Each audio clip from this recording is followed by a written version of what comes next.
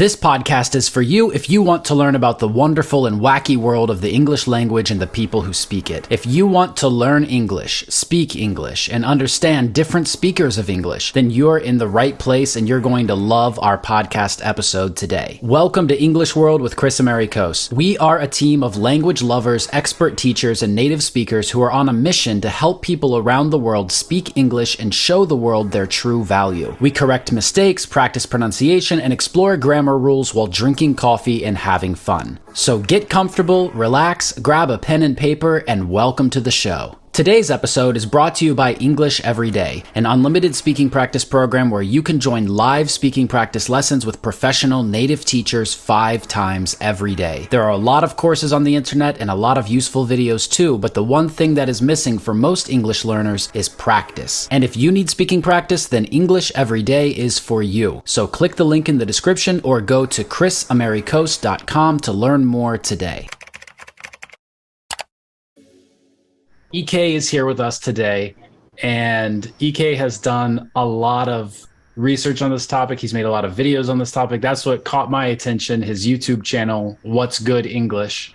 And EK, tell us a little bit more about, your experience here. My name's EK. I got What's Good English on YouTube, Instagram, and TikTok as well.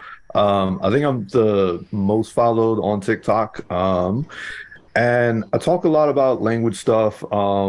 Made tons of videos about African American English, African American Vernacular English. It's got multiple different names, Black English, whatever. But basically, the way it started was I was learning Spanish in like 2020. I wanted to sort of give back to like that language learning community of YouTube, because I was watching all these different content creators make videos about, how to do this with your target language and that and everything.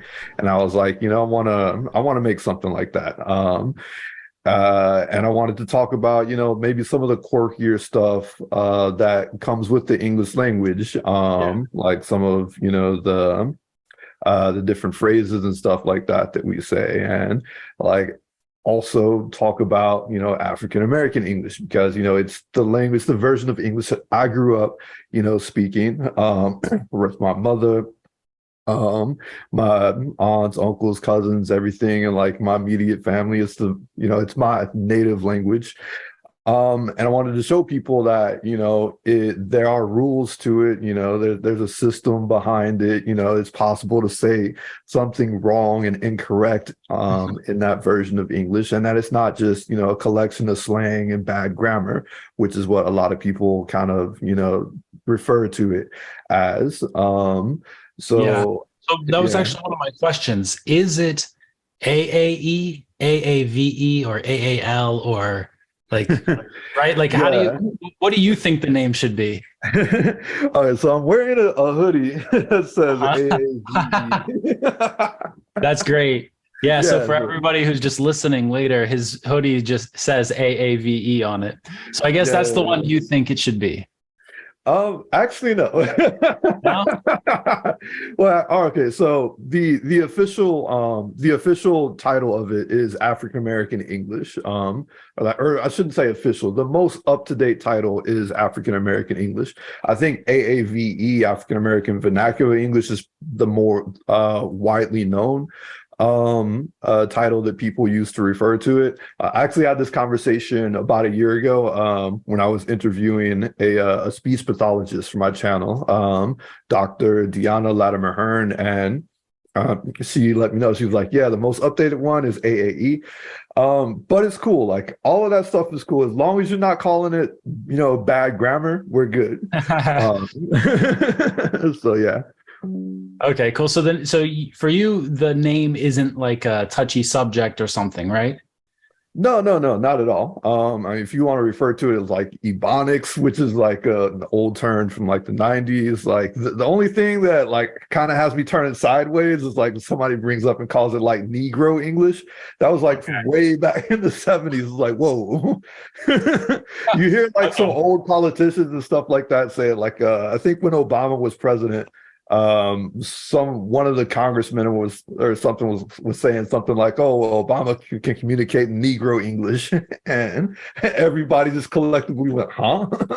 So I have a question about that. The term Ebonics, Right. is that derogatory? Because I've heard both ways. I've heard some people say, whatever, nobody cares, and some people say that like you shouldn't say that. No, it's not really derogatory. It can be used in like a derogatory way, the same way that you can use, pretty much any word in a derogatory manner, depending on how you say it and the way you say it and everything. But so Ebonics, that came from I forget the person's name who coined it, but it came from just taking the word ebony and phonics and putting together ebony phonics, Ebonics. Right. But yeah, that's what it came about because, researchers back in like the 70s, who originally started studying what was called, Negro English back in the day, like they needed to name it. They needed to come up with something, some title for it. So they chose ebony phonics, which made tons of sense. The reason why it got such a bad rep and like a bad connotation was because in the 90s, the Oakland School Board tried to legitimize it basically by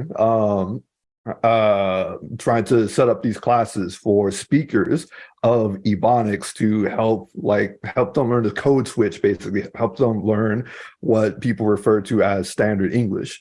And by recognizing it officially, saying, yeah, these kids speak Ebonics and we need to get them to speak, standard English, people like the mass media cycle went crazy with it. Like it was one of CNN's biggest stories at the time, because CNN was just like this really small cable news network that nobody really thought would take off back in the day.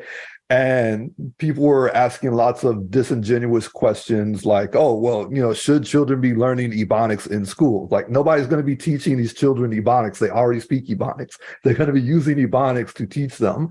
But yeah, different comedians started stabbing at it. There's tons of stupid, racist, political satire, cartoons and everything that came just from that and people asking all those disingenuous questions, which is a roundabout way of saying, no, it's not a derogatory term. But so maybe it helped to gain some kind of visibility on this topic, like and then things improved from there. Is that what is that what you're saying? Yeah, exactly. Uh-huh. Cool. And so in that way, it's not completely negative. No, not at all. Like I still put like hashtag Ebonics in some of my videos, just because like I don't know what term you're familiar with. Like I said, as long as you're not calling it bad grammar, we're cool. If you want to call it Ebonics, cool. It's like if I can reach somebody else calling it AAE, AAVE, whatever, cool. We're all good. Is it a dialect or a language? And what is the difference between a dialect and a language? And other than obviously it's very historically important to understand it, what do you think are the main benefits to learning it today? So the dialect versus language question is tough. Like there's that famous quote, a language is a dialect with an army and a navy. Yeah. Actually, I was diving into some YouTube videos today on the topic to, so it was top of mind for our talk today. And a lot of people were saying that how, the standard language is just the version of the language that the people who have the power speak. And exactly. If there was a power shift, then a different type of the language would be considered the standard and the other one would be considered an inferior, right? Exactly that. I mean, it's something that linguists debate like all the time at like super high level. And at the end of the day, it doesn't matter. I mean, there are also all these other terms like, like creoles and pigeons and stuff like that. Everybody refers to, English or standard English or whatever. And they say, oh, yeah, English is a language or American English. But like, it's a Creole too. Like English is like 6 different languages duct taped together. So like it's the definition of a Creole if you look it up, which is basically what happens when you have people that speak different languages coming together and trying to figure out a way to communicate, and they form what's called a pidgin. And then once they begin to have offspring and those offspring speak that pidgin language as their mother tongue, that's a Creole. And that's what English is. Like that's what happened with English, folded over, over the course of centuries, just people adding stuff and the grammar just changing, the pronunciation changing, everything. And the same thing happens with other versions of English. The same thing happened with African American English, British English, Irish English. Like everybody who speaks English is speaking a different version. Absolutely. And I've even heard the term sociolect. Yes. And someone was telling me that like they think that this is appropriate here because this, like a dialect is usually created by regional boundaries, and a sociolect would be that it's created by social boundaries instead. And that would be a difference here.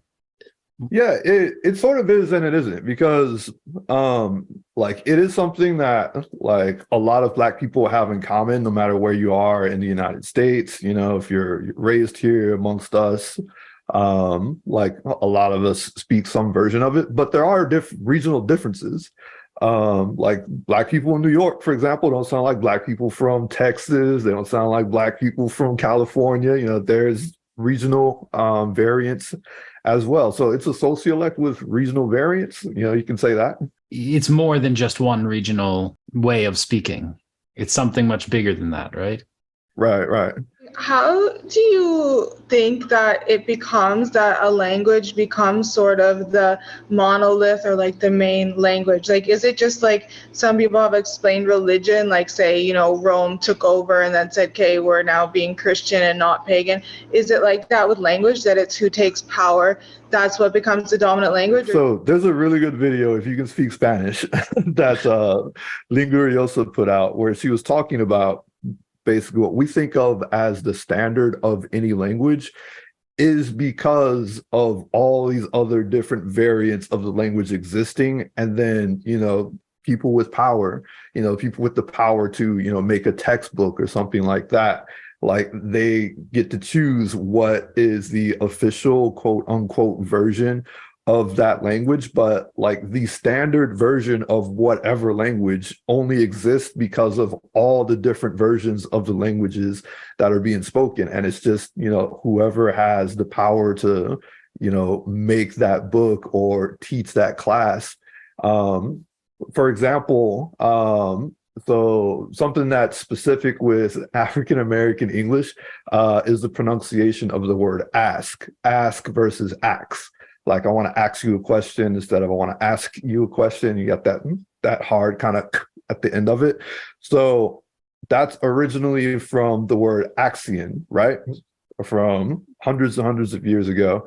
But what happened is the pronunciation of the word got put into the Bible as ask, A-S-K, and everybody's like, that's how we're supposed to pronounce it, A-S-K, ask. Didn't matter that Shakespeare and Chaucer were saying and pronouncing it as ask and writing it as ax for, in all these other scholarly books. And really, it wouldn't have mattered too much except for, prejudice and racism getting involved in a lot of Black people pronouncing it ax instead of ask.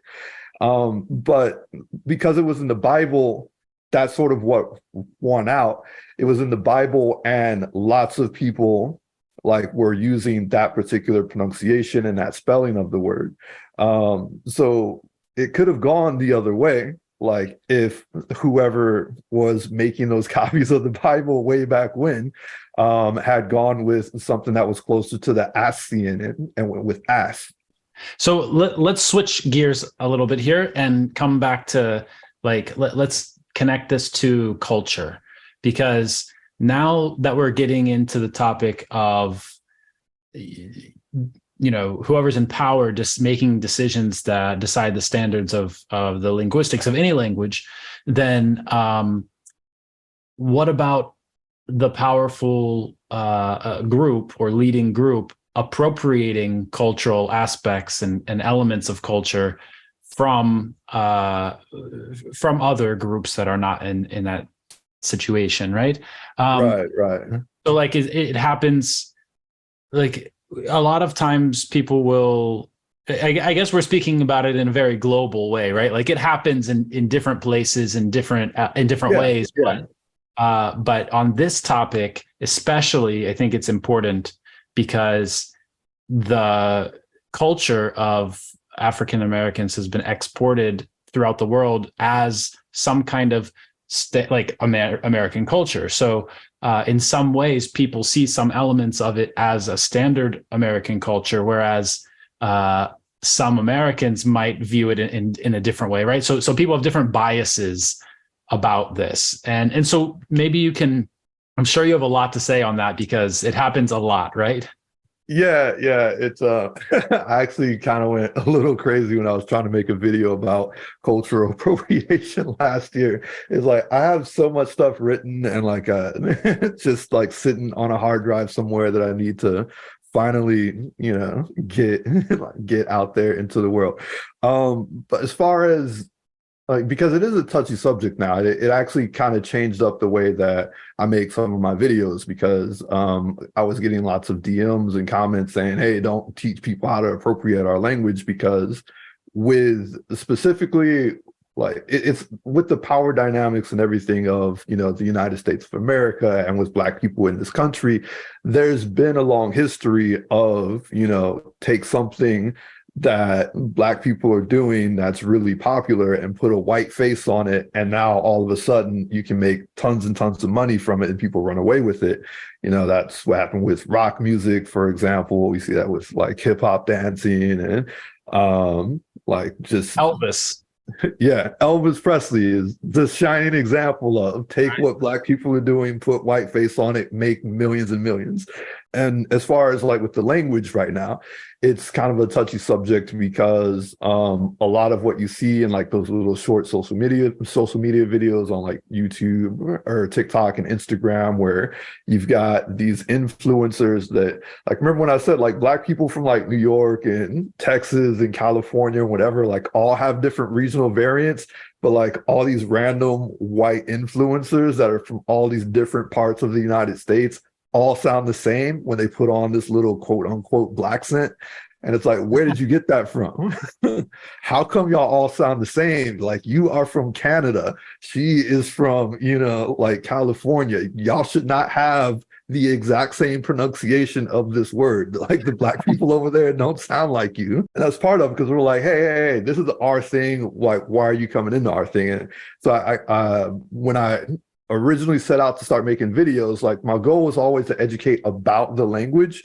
But I had to like change up some of the style of like me making videos to make it more clear that I wasn't trying to just like teach everyone like how to, take it and just like run with it for themselves. But it's also something that happens in like other languages. So like when I was learning Spanish, like I learned like when you say like you like something in Spanish, you say me gusta. But like there's this other region like in Spain where like the people were saying like me mola or like molas, which is like the same thing. And that, became appropriated through like the rest of Spain, and people will say me mola, like to say that they like something in place of me gusta. So like it happens in every single language. There's always some sort of appropriation. People think something's cool and they want to emulate that. And I think that's perfectly fine. There has to be like some level of respect, like at least in my opinion, which we don't really have as far as African American English goes.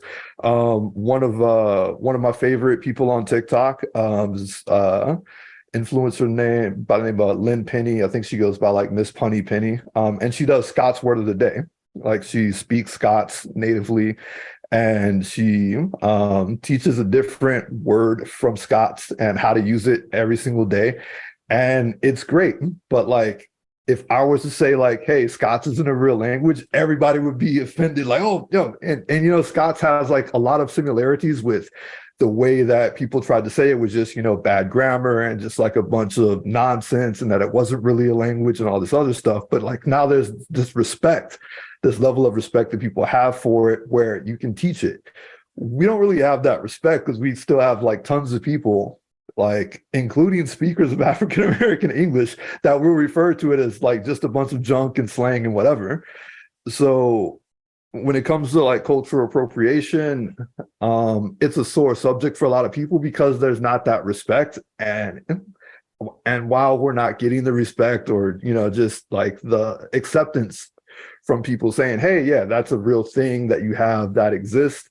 Like, it's just people kind of taking that and like trying to use it to get like some social media clout or, get some brand deals, like profit off of it, put it on a t-shirt or something like that. Like how many t-shirts and greeting cards with the word like I'm fleek on it did you see when that was like a big thing, right? That's funny. And the girl that like popularized that like didn't get like anything off of it, and then people accused her of trying to capitalize on her brand, which she should have been allowed to when she tried to come out with a line of beauty products or something like that called On Fleek. They're like, hey, what are you doing? You can't do that. It's like, dude, y'all are literally putting the thing that I said on t-shirts and selling them. Like, how come I can't make money off of the thing that I said? That's crazy. So do you think that people will see what we're doing right now, having a discussion about this topic, putting on YouTube, on a podcast, and that they might think that that's what we're doing right now? No, I don't think so. So like you just by, the virtue of just being able to sit down here with me and talk about it is showing like the level of respect that, that you have to like, hey, I want to talk to somebody that, has studied about this, that talks about this, like that's a sign of respect right there. Like if you were to just, because I've seen YouTube videos like this that exist where people just take like a bunch of clips and, just say it doesn't work or, it's broken or, try to push that one agenda without having any actual critical thought or discussion on it. And that's not what's happening here. As a lot of the people who are listening or watching, they, haven't ever encountered this. So we're talking about this thing and they don't even know some like real examples. Like, okay, we just had vocabulary like on fleek. So what is that? Like, how would you interpret that? And remember that the people who are watching, listening, they're probably learning English and they're speakers of another language who don't even live in the United States. So they're not familiar with like the internal, racial tensions and how that is playing out. You know what I mean? Right. Yeah. And like the people in that situation, like I have like tons and tons of free passes because I know they don't know. My wife is from Russia. So that's kind of our audience. It's people from other countries who like they didn't grow up with that around them, Right. But probably they had something similar in their country, in history, because, this has happened. So like in our country, this was a huge, very like the biggest example, such a big, migration of people. And it was just like the worst example. Right. So, So like maybe they've seen something in their country, but they don't understand the nuances of the North American experience. Right. Right. It's just like I got, for example, I'll get questions about Brazil, for example. Brazil has like the highest amount of Black people outside of Africa, aside from the United States. I think they actually are like number one now. I think they might have surpassed us. But it's like 55% or something like that of the country like self-identifies as having some sort of African ancestry, but like Black people and white people in Brazil speak the same Portuguese. There's no like African Portuguese, like that variant that they're speaking or that only the Black people are speaking. And that has a lot to do with the reason, that has a lot to do with like segregation in the United States. And for example, most of like modern African American English has changed and got more distinct from general American English after the Great Migration, after slavery, because that's when you got, a bunch of different black codes saying, hey, you can only be, here, you can only live in this neighborhood, with like redlining and stuff like that. You can only go to these schools. Like, you have to be completely separate.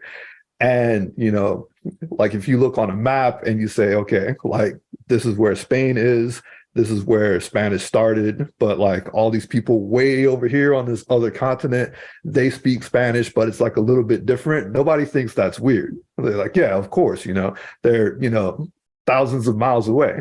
But you can create variants in a language like without geography. Like, you can do it just by saying, hey, y'all people stay over here on your side, and y'all stay amongst yourselves, and we're going to be over here, and everything that we put on the television and the radio is going to be catered towards us. Like, if it's a big enough city, you guys might get, your own black station that you listen to, and it's just the black people that are listening to the black station, So that's where, like, if you do that for long enough, you will get at minimum another accent or a completely different version of the language, which is what happened. And that type of stuff, for example, didn't happen in Brazil. Like, the people stayed mixing between each other.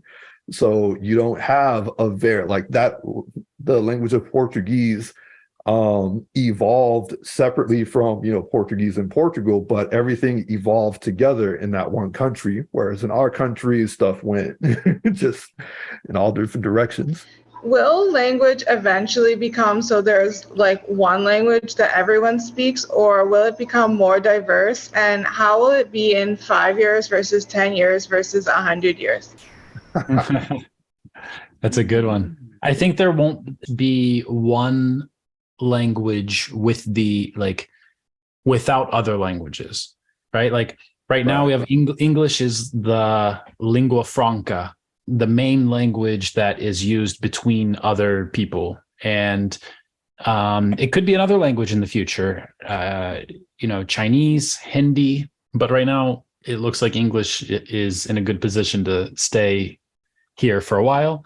English will continue to be really strong, and that a lot of languages that have a low amount of speakers, they will disappear. I think that more small languages will disappear, like they always do. Not necessarily directly because of English, but like if you look at an example of like Nigeria or some regions of India or some other places in the world, you've got like hundreds of languages in a very small area. And so you've got, out of 100, 5 are the main language. And then out of those 5, you've got one that all of those people can speak to each other. And then you've got English outside of that, and maybe a different official language for the country. And they just become less used.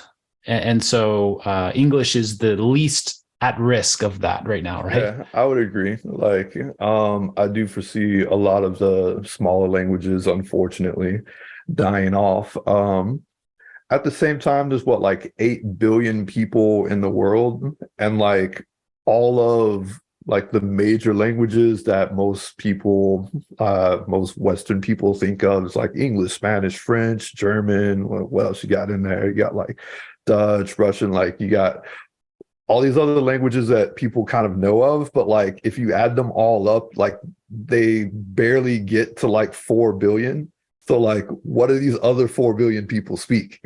Because that's a lot of people that don't speak like some major language. Like even if you add up the people who speak, multiple different languages, they like, you still have billions of people that don't speak any of the things that Western people traditionally think of when they think of, languages that other people speak. Yeah. And then when you throw dialects in there and accents, then yeah, exactly. Like the thing, for example, where you have like Norwegian and Swedish and Danish, it's literally like hard to understand dialects of the same language.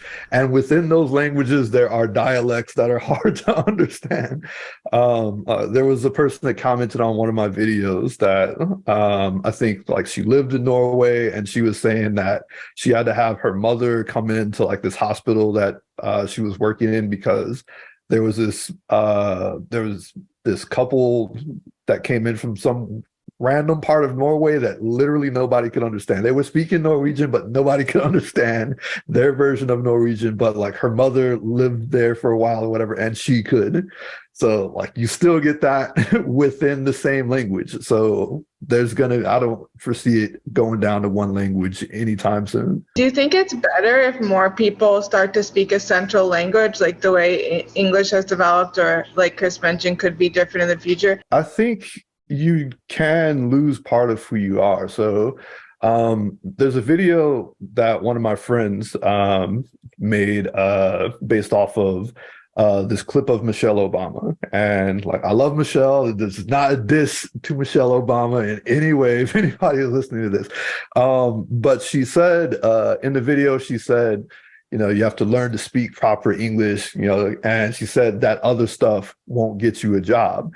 But it's like that other stuff, like that is music to my ear. That other stuff sounds like home to me. You know, that other stuff like sounds, you know, like my childhood, you know, what I grew up with, you know, like you can even expand it out further. You know, what if, you know, all these different Black musicians way back in the day only focused on classical music, you know, for like you know, your Chopins and your Beethoven symphony and all, and they left that other stuff behind. We wouldn't have jazz, we wouldn't have rock and roll, we wouldn't have rap, we wouldn't have R&B and all this other stuff if they only focused on, you know, what people had considered to be, you know, the proper form of music, and left that other stuff behind. So and it goes like that with language. Like that's us, that's culture. Like you should be brave enough to be, you know, yourself and who you are and sound like yourself. That's what like really gets the language going forward and evolving and everything. Like language, I say this so many different times, but like language does not belong to people that purport to teach it, or the textbooks that purport to teach it. It belongs to the people speaking it, and it is forever evolving. When people say, oh, you have to speak it one way, like I don't agree with that at all. Like it's like, if you want your language to stay stagnant, like it's got to die. The only languages that stay stagnant are the dead ones, because nobody's doing anything cool with them. Nobody's innovating with them. Nobody's bothering to learn them. Nobody's making cool stuff with them. Like they just stay there, and then that's it. And you can point to like and to a certain word and say, yeah, that's the way that you're supposed to pronounce it. That's the only way that people pronounce it. But like it doesn't really exist anymore. It's not living. It's not doing language stuff. It's just sitting somewhere in some crusty old book. You know, you touched on one topic that we haven't talked about yet, code switching. And the example of Michelle Obama, Barack Obama, like, I feel like Barack Obama strategically code switched at some moments in order to play off of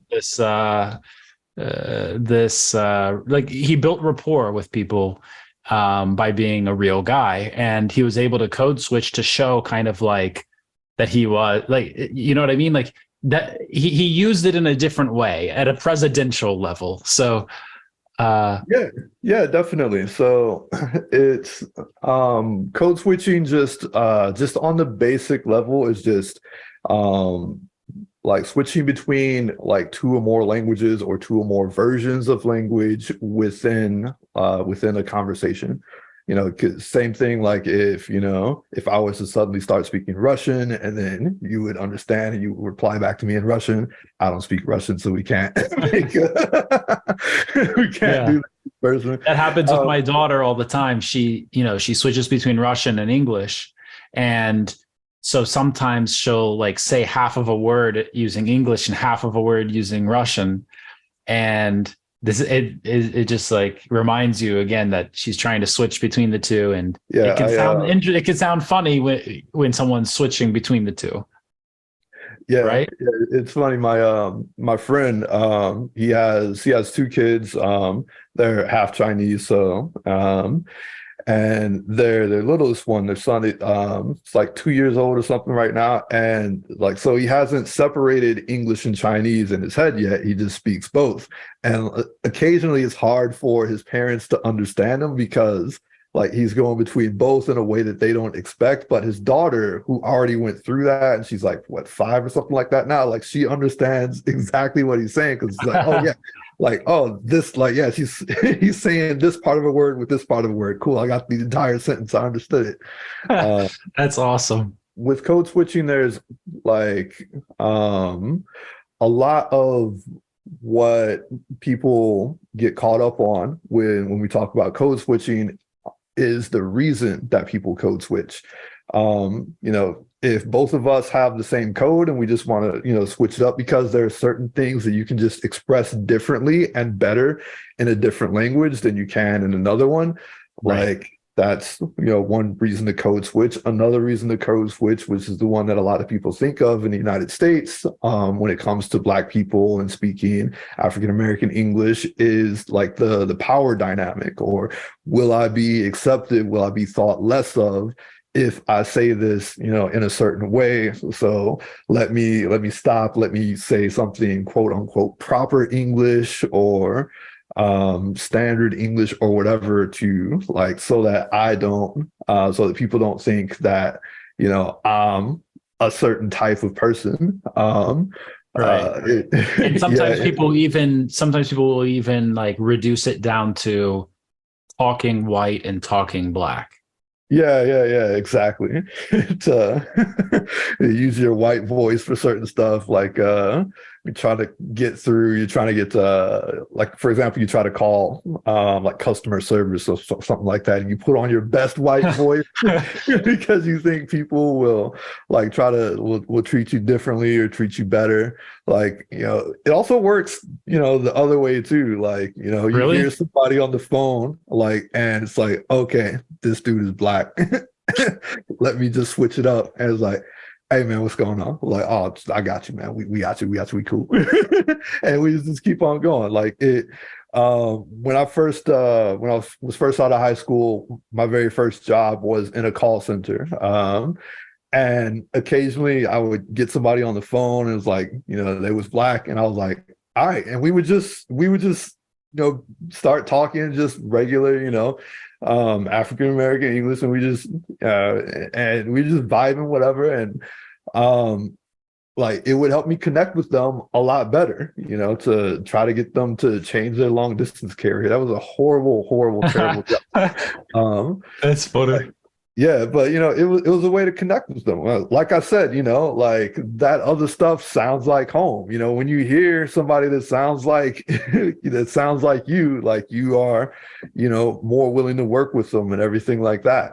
But of course, I got in trouble for code switching on the phone, like to people who were talking the exact same way because I didn't sound professional, quote unquote. So.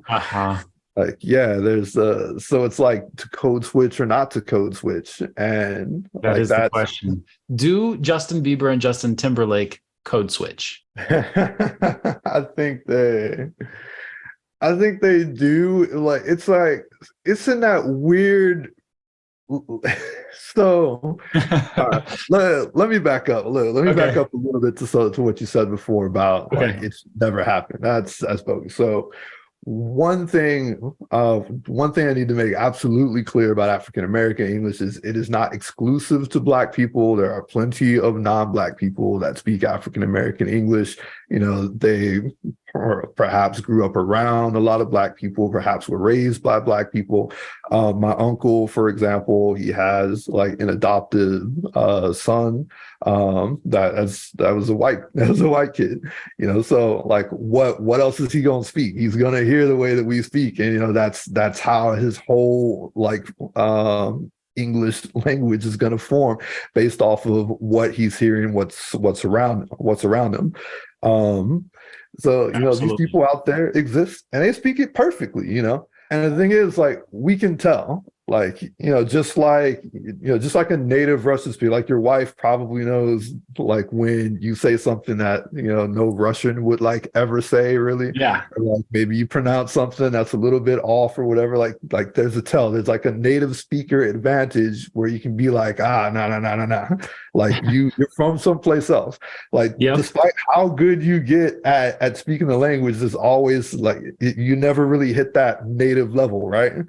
So, like, it's the same thing. So when you talk about like Justin Timberlake and Justin Bieber, it's like, yeah, okay, like y'all definitely hung around some black folks. Y'all got y'all got a little something, you know what I mean? But we can tell, like y'all be saying stuff wrong. And like, sometimes it's like nails on a chalkboard where you're like, ooh, please do not do not say that no more. Or if you say it like that, say it this way, like don't use it in that context, that sort of thing. And Yeah. When I was in Russia teaching English, I met this guy there, and he had only learned English by listening to Eminem. And when he spoke, I thought he was like any inner city kid that I would have met, like from any city in the States, and he was super fluent in English, but every time that he expressed himself, it came out closer to African American English than standard English. And so I was always like amazed and trying to define what it was specifically that he had done to get there, and so, like, what about Eminem? Is he in the club or is he not in the club? You know what I mean?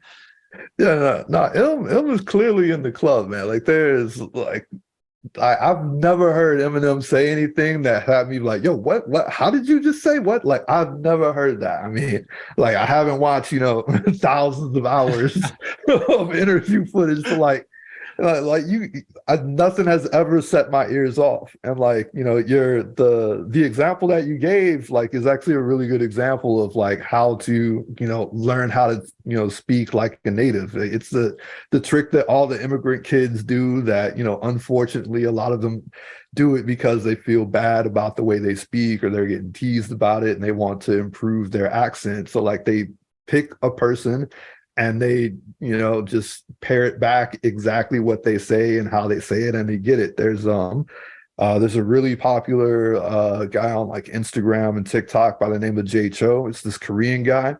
And like he immigrated to the United States when he was like 4 or something like that. And he really liked the way that like all the New York rappers and stuff like that sounded. So like he based his entire English off of like Wu-Tang and everything.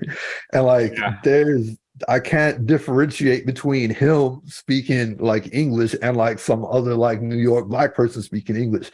Going back to what I said about like the regional, dialects and versions of African American English, like he hits New York black man English, perfectly because that's the English that, that he learned.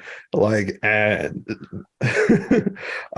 when you look at like people, again, like you say, Justin Timberlake, Bieber, Whoa Vicky, like all these other like, personalities that are out there like, oh, I'm from the streets. Like, yo, I'm not from the streets. I'm not from the streets. And I sound not like that, but I mean, like, yo, that's not how people from the street sound. Like you sound like you watch people from the streets from a distance. That's funny. So I have another question. There was this term that came up a few times when I was trying to learn more about this topic, and I honestly don't know what it means. So what does stan culture mean? So that's so the Eminem song Stan? Yeah. So that's where the word originated from. So like stan is just like a super fan, somebody that would, be out there like basically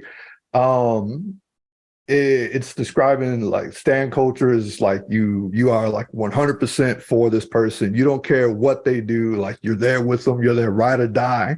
They can do no wrong in your eyes. You're still going to be there supporting them and everything. Like, Okay. This is who mostly like about influencers. not just influencers. It could be anybody. Like, you know, you could stand your best friend, for example. You're like, yo, I stand you, man. I stand you. I'm gonna be right there with you. Know what I mean? Like, come what may, we go in there, ride or die. Okay, cool. So yeah, I've got like a bunch of vocabulary that I think would be really cool to like to get your take on like how you might explain that to someone who, like I said, might be from a different country and not, you know, that they're approaching like learning English as a foreign language. And here's all these other words and things, and a lot of their teachers are saying this is slang, or maybe that some of it isn't right. Yeah, let's go. All right, cool. So, okay, what's a crib? Crew, that's your house. So like I'm in my crib right now. Like I'm about to go over. I'm gonna go over my friend's crib for a couple hours. We're gonna play some video games and whatnot. You know, just some place where like it's the place where somebody lives, where you live and somebody lives. Yeah. What about a whip? It's a car. Yeah, just What like about any car. what about a beef? Beef is man, I use beef so much I forgot like how do I discuss. So beef is when you have like a problem with somebody, like yo, somebody at work got beef with me because they said I was trying to talk to their customer and like I should have left them alone. I should have came and got them first. So now we got beef. And you know they don't want to look at me, like they keep on bad mouthing me to the boss or something like that. We got beef. What are kicks? Kicks, so those are shoes. There's a bunch of, so shoes is like a regional thing. The word the word that we use for shoes is regional. So like kicks, that's like an East Coast thing. It's like a New York thing. So what is a grill? A grill, that's when you get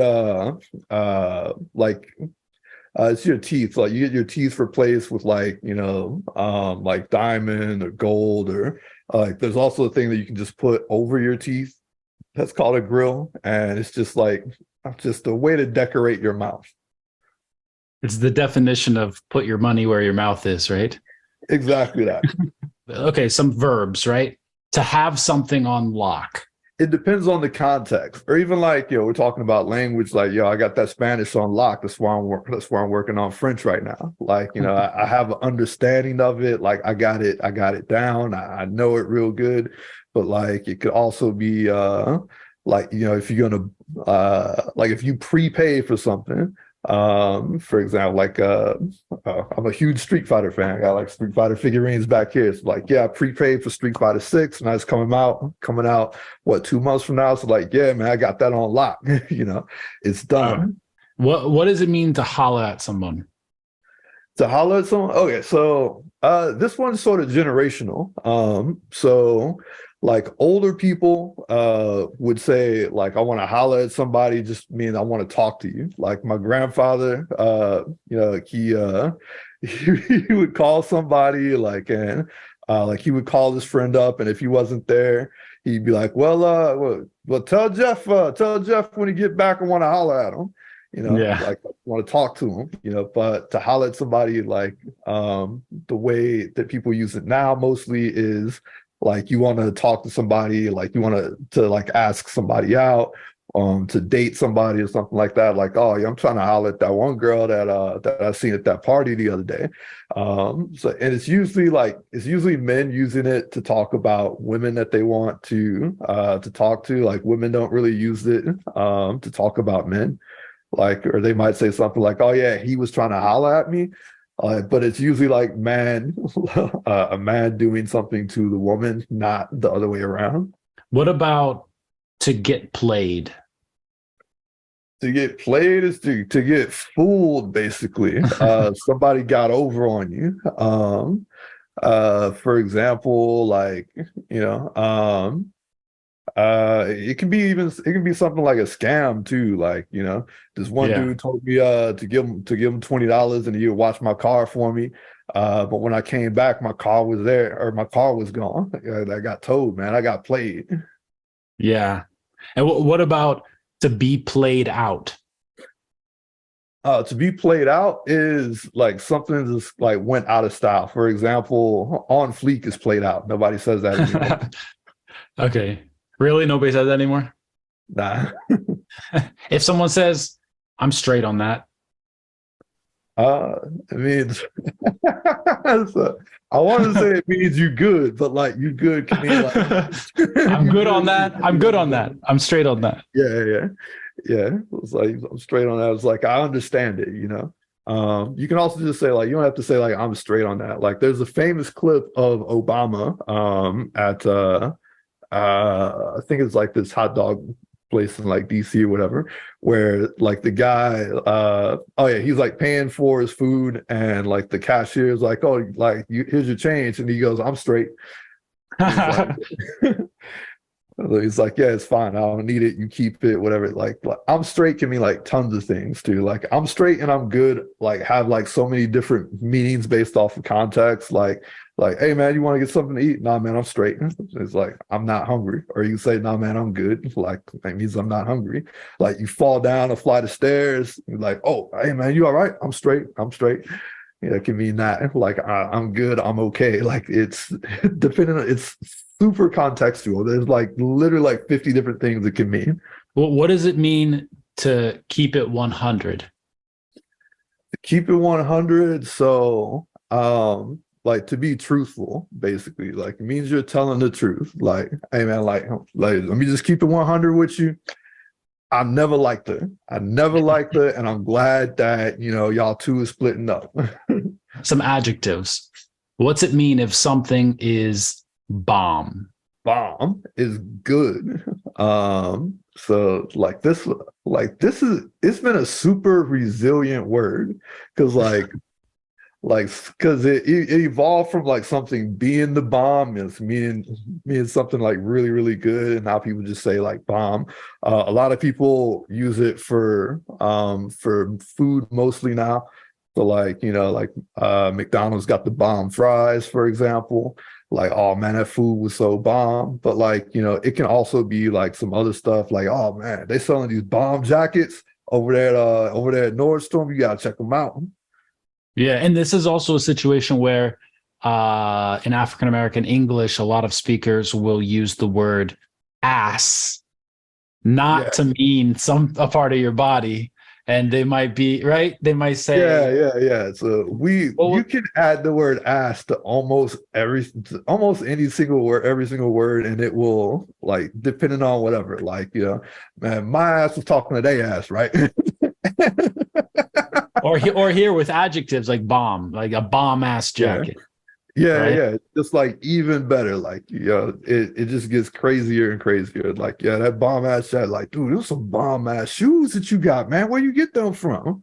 It was like, oh, your stupid ass probably paid too much for them. Right. And then in this case, ass is not like intensifying the adjective, but it's more referring to a person, right? Like yo ass. This phrase is more like you or yourself. And it's not so like a lot of people who are learning standard American English might hear the word ass and think that this is like a curse word. Here it's part of just a standard expression, right?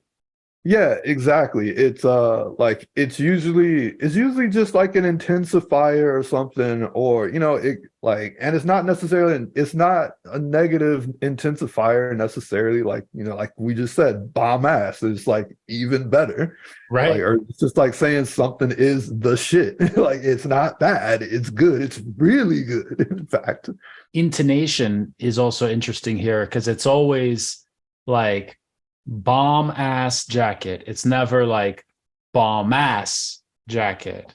Yeah. It's right. So there's a bunch of situations where intonation is really important in African American English. Like someone told me that this actually comes from Yoruba.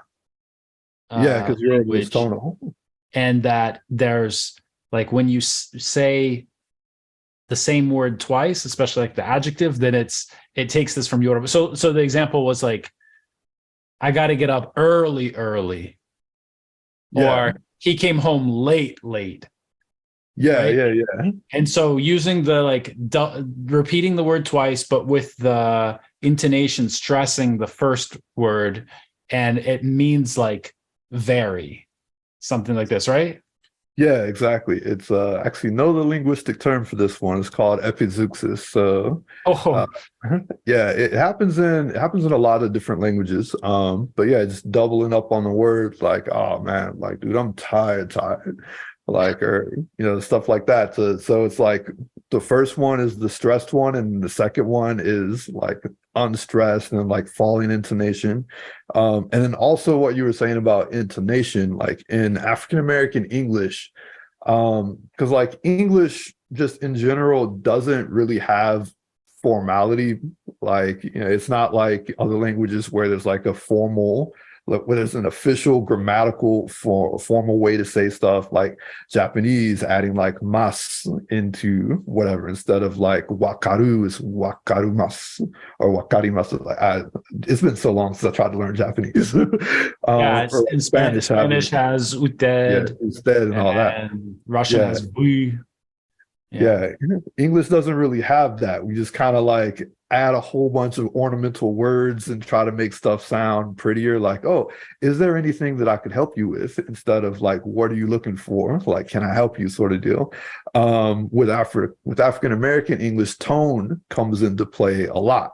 So it's the tone is the formality of something. You can say things like different ways based off of the actual intonation that you're using with whatever you're trying to express. That's super interesting. I'd love to hear like an example of Um, something or like that. like for example, the best example is like if you ever go to like a black church, Uh-huh. like there's like the phrase, for example, like ain't nobody got time for that. Like, Uh-huh. you can use that. Like people use that all the time. Like it's like, man, ain't nobody got time for that. Come on, let's go. But like you could be in church and the preacher can be up there. Like, ain't nobody got time to not know Jesus. you know? Yeah. Like And this is a special structure too, right? To have this negative at the beginning and then the double negative in the middle. This is another feature of African American English. yeah, we love us some double negatives there because the double negatives work in other languages, like when they enforce or strengthen the original negative. And a lot of stuff that we say, like for example, we say nobody likes to do that. Don't nobody like to do that. Right, right. Like intensifies it. You're like, ain't nobody going over there instead of nobody's going over there, or no one wants to go over there. Just ain't nobody going over there. That expresses the exact same thing, but it's like just a little bit more intense. I have 4 example sentences, and the person who was teaching this was trying to kind of categorize them in ways that would make sense to people who are learning standard English. And so they said that in African American English, for a phrase like "he don't work here," that's present simple. "He Right. ain't working here" is present continuous. "He ain't worked here," present perfect. And "he ain't work here," past simple. I'm not sure if that's correct, but it would make everything so helpful if you could just break everything down so pretty like that, right? Yeah, they can. They all mean something slightly different. So, what was the first one again? Let's see. The first one was "he don't work here," He don't work here. which Is like, yeah, in pronunciation also, like I have a note like the D of "don't" might be dropped in a lot of pronunciations, so it's more like "he don't work here." yeah. It depends on, like, dropping the D depends on what you said before. Like you hear it more with like I don't know, Uh-huh. like I don't be doing none of that. Like he don't. Yeah, it depends on where you are. Like you might hear he don't, you might hear he don't. Yeah, he don't work here. It's just like answer to the question, like, yeah, he don't work here, he doesn't work here. That's like Yeah. equivalent. That's not adding anything else to it. And then the next one was he ain't working here. Yeah, he ain't working here. Like, so that means he works there, but like he's not there, right? Like, so it can be Right a now, couple. yeah. So present continuous, Yeah, yeah. yeah, he's not there right now. Like it can also mean that he doesn't work there. Like he's working, but just not here. Right. He works Like at that that can, other place now. He's not yeah, working here yeah, now. exactly. It could be a different job or something like that. Like, yeah, like I know it also says I know this person. Like, cause I would say he don't work here. Like I could say he don't work here to somebody like, yo, I don't know who that is, man. And like he don't work here. Like Right. he ain't working here. It's like, all right, I know this dude, and I know Yeah. that they ain't working here right now, or they have, maybe they like have never worked here and they're working someplace else, or like, what you said down the road or whatever. But like it implies I know that person. That's true. That nuance. I didn't think about that. Hmm. Definitely. And the next one was he ain't worked here. Like he ain't worked here. Like again, like I know the person and I know like they have not worked here. Mhm. Like he ain't worked here. Like you might want to try, the one across town or whatever. But like, yeah, he ain't worked here. Okay. And so this is more like present perfect. We could add in some kind of uh like phrase that shows some amount of time. Like he ain't worked here in 3 months. Yeah. Yeah, yeah, that Like works too. like he Yeah. hasn't worked here in 3 months. Yeah, Uh, exactly. okay. And then the last one was he ain't work here. Yeah, so like that's like full stop. He did not work here. Like he has Yeah. never worked here at all. And that one would confuse me. Like if I was talking to someone and that like I wouldn't automatically think that this is like past simple, you know? Yeah. Yeah, it's just like he ain't read this and he ain't read this. Like Yeah, exactly. Exactly. So this is a difference between past simple and present perfect. Is there any slang in Black American Vernacular English, like a word that would be considered slang, or is it all? yeah, there's definitely slang. So every every language has slang. It's now I have to think of an example of That's or hard. just It's like hard to separate, right? Because so many people just call all of it slang. yeah, yeah, And so example. it's hard to like separate which aspect is slang and which aspect is standard African American English. Yeah, exactly. Like whip, for example, that's slang. Like, just regular old people not saying like, hey man, you see my whip? Like, no, no regular person is gonna say that. You're gonna hear that in a song, you're gonna hear that like in some TV show or something, you're gonna hear some kids say that maybe, but like you're not gonna hear like a regular person like refer to a car as a whip unless they're, trying to say something like cool slang or whatever. What So about like, what about bay? Is bay slang or is that standard? yeah, that's slang too. Like it hasn't really like it's weird. It's difficult to say because like so many people use it, but like yeah, it is slang, but like it's hard to like it's sort of like it when slang like finally crosses the line to become like mainstream. Like cool, for example. Cool was slang for a super long time. Like, cool started with African American English. It was popularized in jazz clubs, and then people Cool just started cat. saying it, and then yeah, it became this thing that everybody said. And then now, like nobody really thinks of cool as slang. It's just something that we say. Um, but like that would be an example of something like of a feature because like in African American English, everybody would say like I'm cool, don't worry about me, and like that's not really slang. Like Yeah. like not anymore. It's like, hey, I'm okay, don't worry about me. I'm cool, don't worry. Like we cool, don't worry about it. That's not really slang. like Yeah, it's kind of in the same category of like you cool, you good, you straight. Another phrase that people use a lot is bet. And yeah. so I don't like that's not slang, right? That's just the standard aspect of That's not slang with us. Like a lot of Gen Z uses it as slang because they they got it from us. But like, yeah, so bet is just like Like it's like saying okay. Like the way most of us use it is just like we're saying okay. Like, hey, like we're gonna go to the movies at 7. All right, bet. It's like it's just saying, all right, okay, I understood you, I get it, I got it, we're good. This actually reminds me of another feature of African American English, where it's like bad is good, for example. Uh-huh. Like, and this exists in like this must have come from Africa because like so many different like Africans do this as well, where it's like you take like the negative and you flip it into like the positive. You know, like I mean, Michael Jackson made that song or made that album bad, made the song bad. He's like, bad is good. Like, dang, that dress is bad. I mean, that's a Yeah. really nice looking dress, right? But like it, you know, it gets taken to like other level. Like people would consider that slang. However, that's just like a regular feature of African American English. It works with other words too, like stupid. Like if somebody is stupid at like, yo, that dude is stupid at that game, which means like he's so good, it's stupid, it's ridiculous. And like we'll just build on that. Dude is stupid because he's broken with it, man. Like he's sick with it. Dude's just like man, I threw up looking at this dude, man.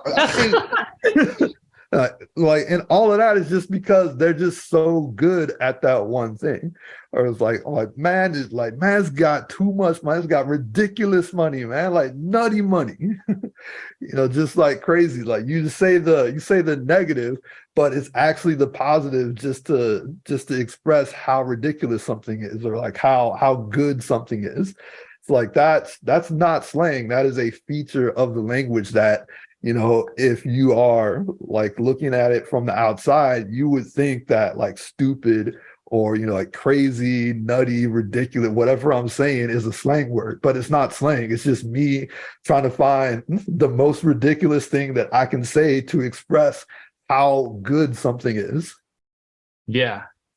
And maybe the word nasty even comes into this category. Like he's nasty at that. Like he's nasty at basketball or something like this, right? Yeah, exactly. It's like, man, that dude is dastardly. Yeah, it's that's one of the things I absolutely love about the language. There was a tweet from like Robin Thede. She's the creator of the HBO series Black Lady Sketch Show, and like I think it was like when season 2 premiered.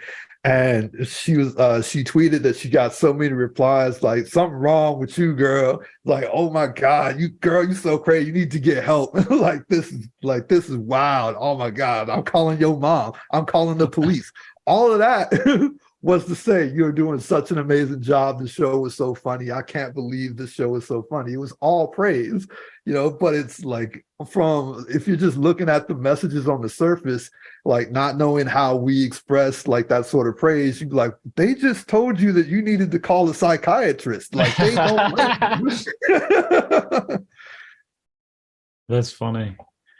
Man, this has been such a great call. Thank you so much for taking the time to do this. I'll just I want to leave it with, because we talked about a lot about the language, but I just want to reiterate like the most important takeaways about the language that I would want anybody to know is, like I said before, one, it's not exclusive to Black people. Like plenty of non-Black people speak it. It has rules, it has a structure, it's rule governed and all of that, and it's like perfectly fine and socially acceptable. Just like sort of a general message I have to anyone that teaches English, because it's very easy, especially for people who are trying to learn English, to fall into the trap of, you know, saying something that, you know, isn't socially acceptable in all these contexts, to say that, you know, it's bad or that you shouldn't say it. But then you hear like Americans say the phrase, for example, the phrase, I ain't got no. There are people that will like tell you that that's bad English and not to say it. But then when you hear a lot of people saying that, like especially when it comes to African American English, you think, oh, well, Black people speak bad English because they said this thing that my professor told me not to say or that my book told me not to say. Like, just like teach it, like let people know that there are other options. Like you can say, hey, everybody understands that. Lots of people use that. It's not like you wouldn't use it in this setting, but you'll definitely hear lots of people saying it. So you need to know what it is, what it means, and how to use it. Super useful. Thank you so much, EK. Thank you for tuning in to English World with Chris Americos. Now it's your turn. Don't just listen to English, speak English with us every day. Join our English Everyday speaking program today. See you in the next episode. Bye-bye.